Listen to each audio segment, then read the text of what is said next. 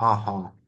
එතකොට දැන් ඔයාට මේ ඔයාගේ සුපර්වයිසර්ස් කවුරු හරි කියලා තියෙනවද අනිවාර්යෙන් හાર્ඩ්වෙයාර් ප්‍රොටෝටයිප් එකක් හදන්න ඕනේ කියලා? සමහර විට සුපර්වයිසර් කියලා ඇති අනිවාර්යෙන් හાર્ඩ්වෙයාර් ප්‍රොජෙක්ට්ස් අර ප්‍රොටෝටයිප් විදියට කරන්න ඕනේ නැහැ. හැබැයි මොකක් හරි ඩෙමොන්ස්ට්‍රේෂන්ස් විදියට හරි නැත්නම් ලැප්ටොප් ස්ක්‍රීන් එකේ හරි සොෆ්ට්වෙයාර් විදියට පෙන්වුවොත් ඇති කියලා සමහර කොලෙජස් එකේ සුපර්වයිසර්ස්ලා කියනවා. අන්න ඒ විදියට මොකක් හරි ලිමිටේෂන්ස් කියලා තියෙනවද? කොහොමද නෑ කොයි ඒක විදි පෙන්වන්න ඕනේ කියලා?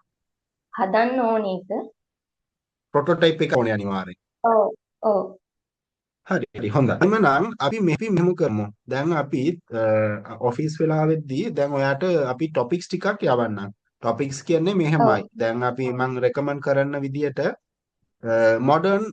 මොඩර්නයිස් ටොපික්ස් මොඩර්නයිස් ප්‍රොජෙක්ට්ස් ටිකක්. ඒ කියන්නේ AI නැත්නම් IoT ඒ සම්බන්ධයේ ප්‍රොජෙක්ට්ස් මොකක් හරි අපි ඔයාලට යවන්න.